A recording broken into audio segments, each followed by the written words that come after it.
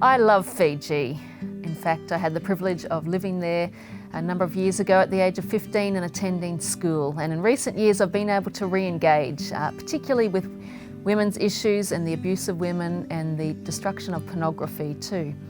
Last year, I was able to author this book along with 10 other women. It's the stories of women's lives of abuse. And it's great today to be able to join by one of the women in that book, Mele Bula.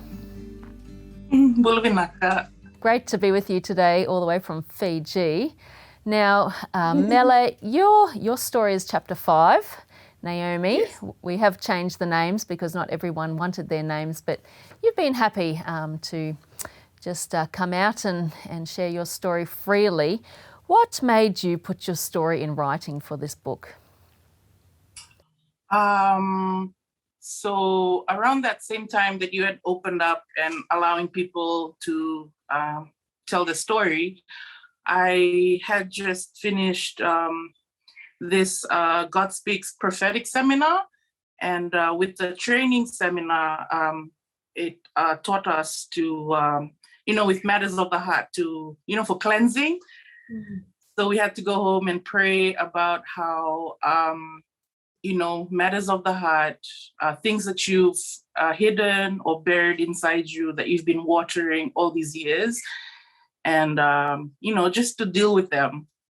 So in that same week, same month, I had been doing that, praying about it. And then I actually forgot about this incident that happened 25 years ago.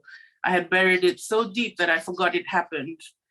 And so by the time you had opened up, allowing people to speak up or write their stories, I messaged you, and I was really interested to write it down. So that was my first time to ever bring it up or write it down. Yeah. Yes, no, very brave. 25 years later.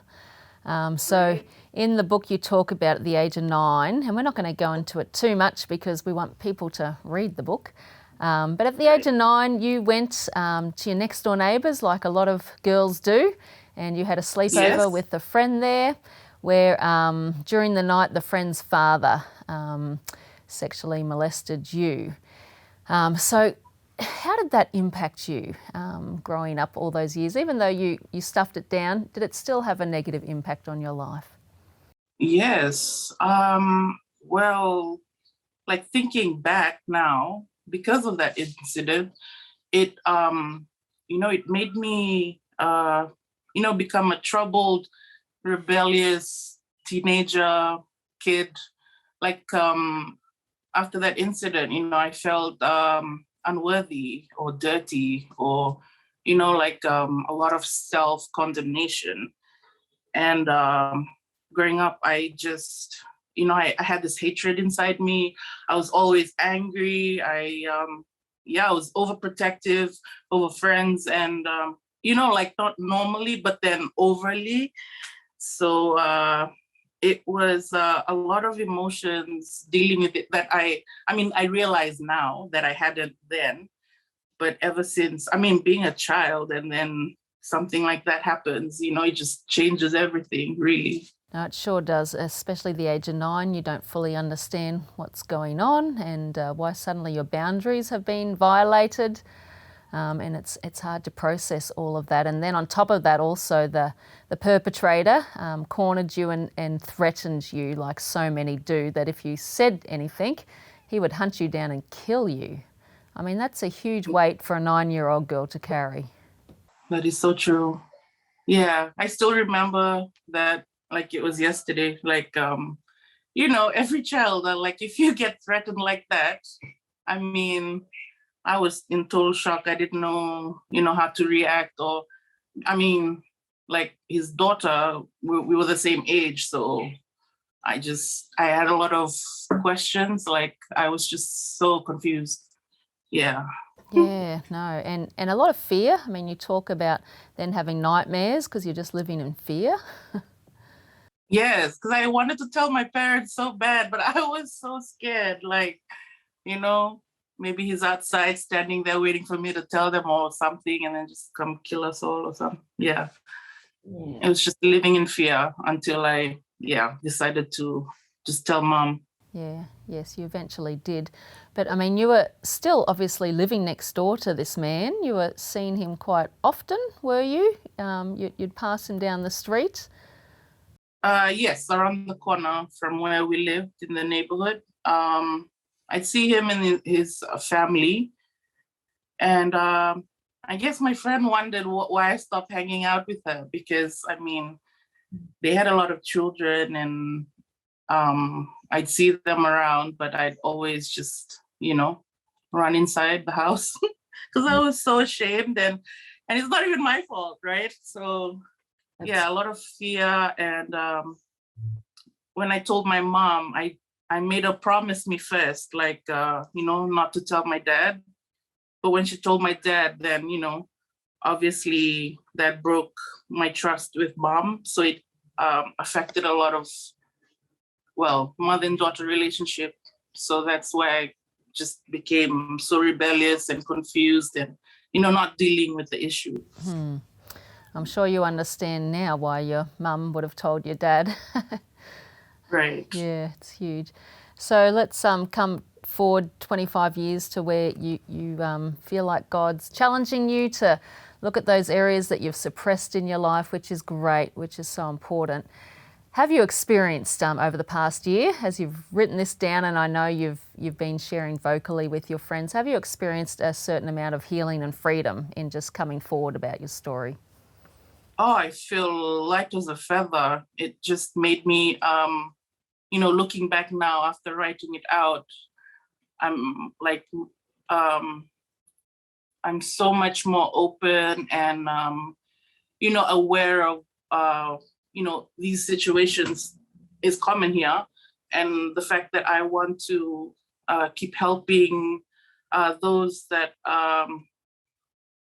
don't really want to share experiences when they're hurt, like these things happen. And the fact that, dealing with it from when I had written it down, like the fact that I had to, when it comes to matters of the heart, you have to accept that it happened and it wasn't right, allowing myself to heal and the process with the different emotions. And then, forgiving myself for the self-condemnation all those years. I mean, 25 years is a long time. And now that I'm an adult and a grown up, like I'm able to realize, and then the fact that I needed that closure and that healing. Yeah. You talk about having to forgive yourself. You didn't do anything wrong, so what were you having to forgive yourself for? I had to forgive myself for thinking that I was, a dirty person. Because I was disgusted about what had happened, what was done to me, and not being able to, speak out sooner, like getting justice for the perpetrator, and self-condemnation. Like I did a lot of things like drink and, like I pretty much let myself go, and then go into relationships that really weren't worth it, or I didn't even, it wasn't intentional, or I was just being such a crazy party animal because, deep down, I didn't deal with things within me that I should have. That's why I had to collect myself and forgive myself for all those years of self-condemnation. Yeah. That's powerful, and sometimes the hardest person to forgive is ourselves. Quite often, or we don't think that we need to forgive ourselves, but that's a really important thing you've touched on there. Reading the other women's stories, there's 9 other women in the book, and no doubt you've read them all. Yes. Was that encouraging to you? Did it help you reading other people's? It was encouraging and difficult. I mean, the fact that we felt the same. Like I could feel what they're feeling and really understand what had happened. And yeah, like that week was a really difficult week reading. I had to pause every time I'm halfway through one of the other ladies' stories, because it was like I was so proud of them for opening up, and at the same time saddened because it had happened to them. Like these situations, and they're a norm here. So it was really difficult, but it was really powerful, the fact that they were able to share and speak their truth on what had happened to them. I mean, many were sharing for the first time in their life, as you were, and I hope that someday you can meet a few of each other, because you don't know, you've all kind of contacted me separately, but I hope, especially the ones in Fiji, we can all gather in the same room, because I think there is power as we find each other. I mean, this issue, I was talking to a Fijian woman last week, and her comment was that being abused is just part and parcel of being a Fijian woman. And so it's so prevalent, but why do so few speak up? I guess it's a taboo. It's a cultural taboo, like you don't even talk about it, or you're not meant to, or I don't know. Some people have turned it into like, it had happened, just hush hush, just move on, or maybe the fear of people finding out, and and that's sad to know. Yeah, it is sad, and that's why I've named the book Disruptive Voices, because we want to disrupt that silence. Yes, and the shame that comes around it from the victims. I mean, so many of them feel so ashamed, or the shame they've brought on their family. And that's what I love about your mum. She's been just cheering you on, and just encouraging you to speak out. What have the responses been as you've shared and people have found out your story is in this book? How have they responded to you? Oh, it's been amazing. I mean, they've just been so encouraged by it, and like happy that I'm able to, get it out of my system finally, and that I could help other people that would need some encouragement.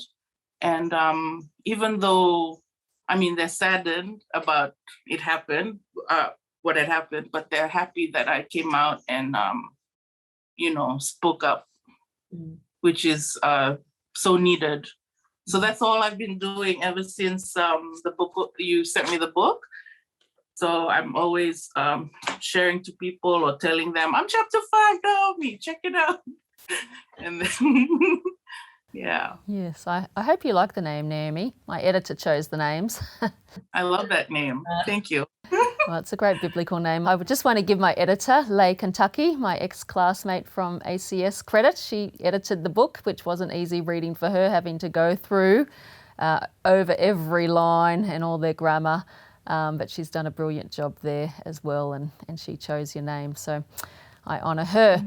Lastly, Mele, what would you like to say? I'm sure there's lots of women who are watching this, and men too, who have been through similar experiences, who have still shoved it down, never told anyone. How would you like to encourage them? Well, firstly, I'd like them to know that they're loved and they're special and they're appreciated. And like they need to know that first. And it would be good to talk to someone that they're close to or comfortable with, just to get it out of their system, or just let it out, because when it's matters of the heart, it's really important to deal with it, just the whole process and the fact that it had happened, and mainly to bring justice, to those perpetrators, because it's not right what happened. I just want to encourage my brothers and my sisters that we need to stand firm and stand together, and know that Jesus just wants the best for us. And what happened to us does not determine our future. What happened was wrong, and that we need to speak up.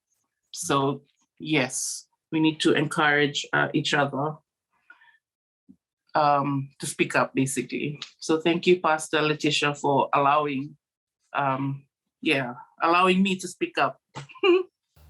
Well, thank you for your courage in speaking up. And I'm sure if anyone wants to talk to either one of us, they can contact us, obviously, through Facebook, which this has been posted onto. And just to find that there is help and listening ears. I think so much of this is just listening to people's stories. We really want to share because I'm particularly passionate about the younger women in Fiji, and I love them very much. And abuse is not normal. It's not biblical.